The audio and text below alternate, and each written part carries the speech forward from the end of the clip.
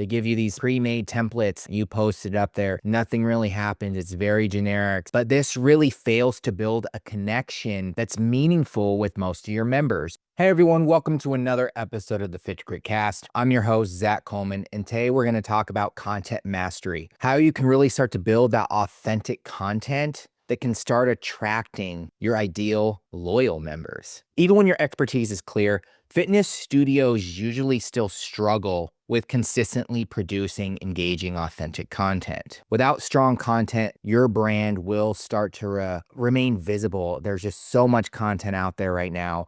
And in today's crowded market, it becomes even harder for studios to be really seen by their ideal members. You know, according to Club Industry, fitness studios that produce not just consistent content, but they provide an authentic experience, not just in studio, but externally with all their messaging and their content, increase their client inquiry count by an average of 35%. You know, initially, most studios' content becomes very generic or inconsistent. I mean, I bet you've done this already, right? You've gone in and you've bought one of those gym owners that say, hey, build our content. This is what works for us. They give you these pre-made templates, this pre-made content. You post it up there. Nothing really happens. It's very generic. Same old challenges, same old retention rate, same old high churn rate. But this really fails to build a connection that's meaningful with most of your members and your potential members. When you start to shift to a much more residency of not just posting consistently, but also building authentic content, you're sharing real stories, not just with what your business struggles, but also your fitness journey, your trainer's fitness journeys. And this transformation helps them feel more connected to your community, and it sets you apart from all of your competition. Your audience will start to quickly grow more authentically. You'll start to be able to build more retention, and they start to look at you as more of an authority. One, they already know that you're not perfect. You're not trying to be. You have more mistakes as you continue to go through your growing pains that they see as part of you trying to do your best. But two, you're not just like every other studio out there. So how do you really go through that and build authentic content? So today we're going to go through three main things. We're going to talk about the types of authentic content that you can do for your fitness studio to really attract and engage with your ideal audience. Some consistent strategies for you as studio owners for you to manage your limited time, especially when it comes to posting and writing content, and really how to start leveraging your trainers and client stories to strengthen your brand credibility, to get you out of the grind work, to be that brand that does all of the marketing and all of the posting, et cetera, et cetera, et cetera. So let's first talk about the types of authentic content that you can do for your fitness studio that really attract and engage your ideal members. Well, first and foremost, when you look at content on a scale when it comes to marketing, where is it in your funnel? You have to first think, are we doing this from a pre-sale, client acquisition, our member acquisition kind of funnel, or are we doing this from a membership retention type? Those are two different types of content, and depending on where a member is in their journey, pre-sale, post-sale, is really going to determine the types of content that you want to post here. For instance, if you're doing pre-sale, talk about your stories, have a much broader type set of content that you can utilize. Talk about the business, talk about your ups and downs, talk about family, talk about things that are broader so that you can broaden your reach towards who's seeing this type of content compared to members that are going to be a little bit more niched. And you also have to look at content on a scale of where is it in the journey, like I said before. So you have two different types of email. So the types of content that I see work best. If we're talking about emails, you can have a pre-sale type engagement where you talk about certain types of content, talk about the story of the studio opening, talking about the story of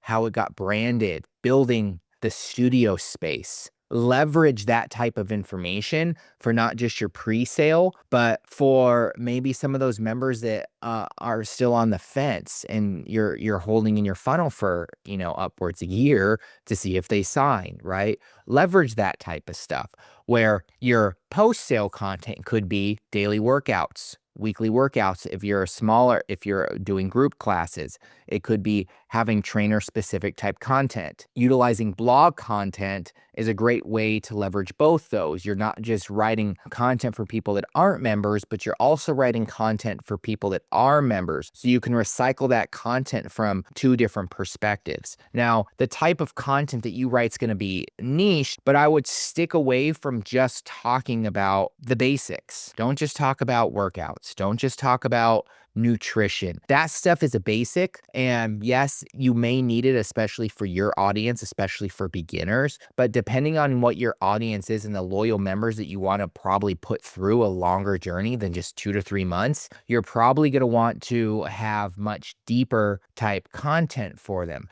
How to kind of go on the role of what's going to be really niche for the type of audience I have. And so you're probably going to want to create an ICP, probably have an understanding of who your audience is. For instance, if you're talking to moms, workouts moms can do from home if you can't make it to the gym, like you want to pick content that's really related.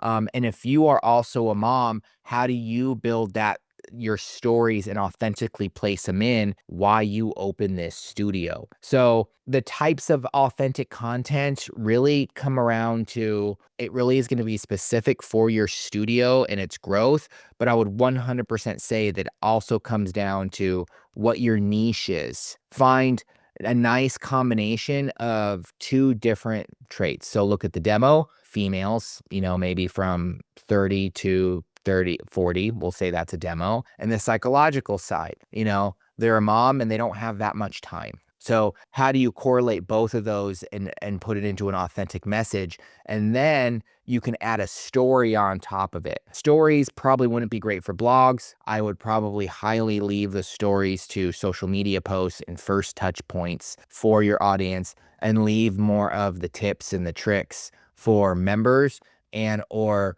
pre-sale engagement if they're on the fence. Now, consistent strategies for you to help managing your time. One of the biggest things I really see when it comes to studio owners is they bring all these trainers in. They're still in operations. They think they need to do marketing all themselves. So what do? They just do all their social media themselves. Let me tell you something that a lot of people don't understand. When you are spending money on advertising, you are spending money on a platform to display your content to a larger amount of people. Am I saying that you need to go paid? No. But what I am saying is that think about that in terms of delegation. You are now paying $10 to have something be seen by thousands of people, where you do one post and you see it's seen by 200, 300 people, right? They may be more targeted because they're your followers, but in today's day and age, you need to think about that in terms of paid advertisement and how that works for your audience. Now, moving to a much more paid advertisement approach, I probably would say wait until you're at least $500,000 and you can have $1,000 budget to really put towards it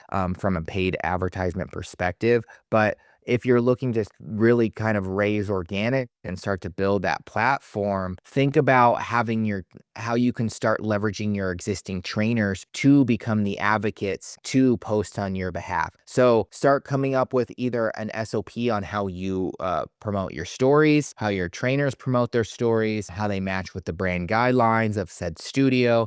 And then start, I'm not going to say demanding, but start putting into the culture that your trainers have to post on the platform once a day. I mean, I think that's great. That's a great way to get started on building that community and that authenticity and get you out of managing your time from moving away from marketing tasks.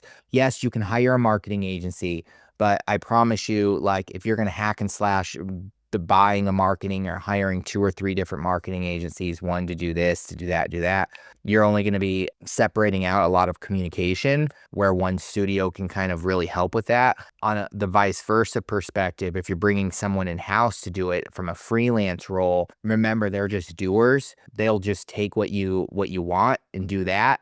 you may need to be at a point where you need more expertise. And so just really think about where you're at in your growth cycle, what you can afford when it comes to marketing. I would 100% say that stick to about 5 to 10% of your gross revenue for your marketing budget. And then, yes, if you need to delegate that out separately, great. But also do not look at your trainer and put that in the marketing expense, right? That's still a trainer, there's still operations, et cetera, et cetera. So how do you start to leverage client stories to strengthen your brand recognition? I mean, this is easy.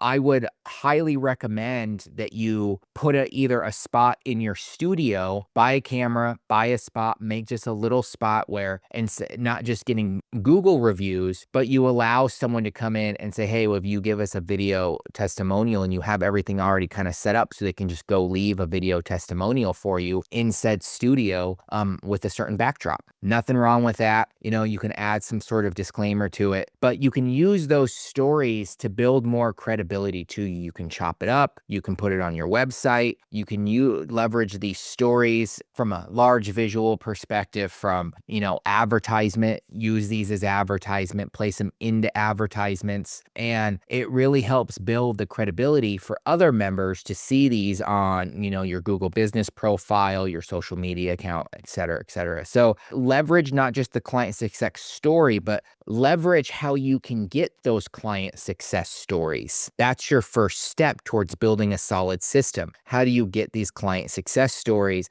and how do you do that on repeat and on a consistent manner?